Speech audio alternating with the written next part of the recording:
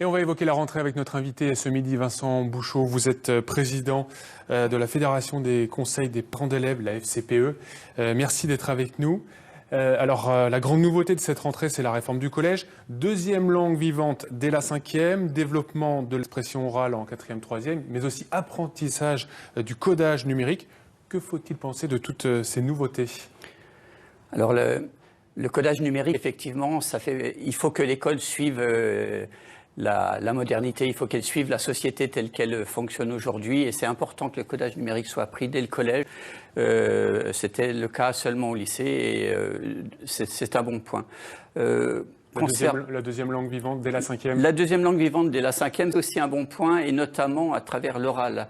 Parce qu'on sait qu'en France, on a des difficultés concernant les langues vivantes. Et le fait de commencer la langue vivante dès la 5e, c'est une bonne chose.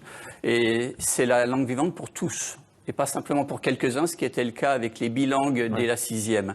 Donc nous, ces classes élitistes nous sont défavorables, et nous préférons que tout le monde en profite dès la 5e. Alors en tant que président de la FCPE 45, vous serez très vigilant cette année sur plusieurs thématiques, notamment tout d'abord la réforme des collèges. Elle doit permettre de donner plus de sens aux élèves avec une thématique traitée de manière transversale par 2 ou 3 professeurs, c'est ça?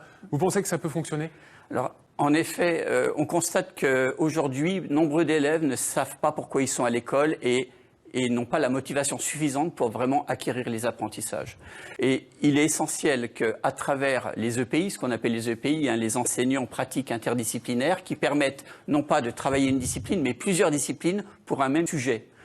Le climat, par exemple, qui va pouvoir être abordé par la physique, par les sciences, etc.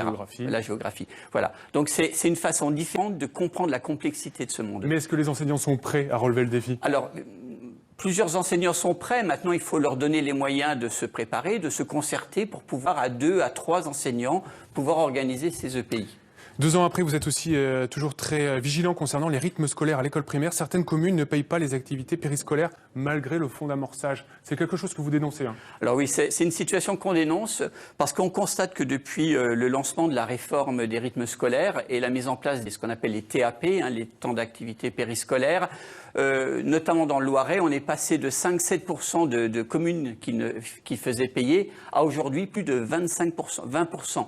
Et probablement plus que 20% dès la rentrée. On n'a pas encore les chiffres aujourd'hui. Ça correspond à plus de 44 communes du Loiret qui font payer l'État.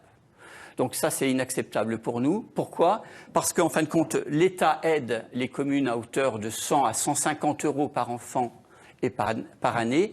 Et en plus, les parents contribuent déjà à ces TAP à travers les impôts locaux.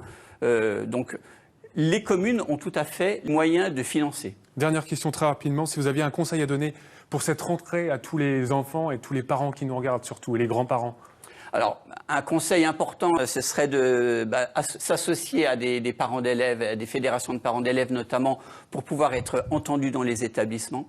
Ça, c'est un point essentiel. Et pour ça, il y a des réunions de rentrée qui servent à ça et qui permettront justement aux parents de mieux comprendre comment fonctionne l'école, et notamment les parents les plus éloignés de l'école, c'est difficile pour eux de comprendre. Donc il faut qu'ils se rapprochent de l'école ou que les parents élus se rapprochent d'eux. Merci beaucoup d'avoir été avec nous. On peut aussi avoir confiance dans le corps enseignant pour cette rentrée 2016 en étant optimiste. Merci beaucoup d'avoir été avec nous.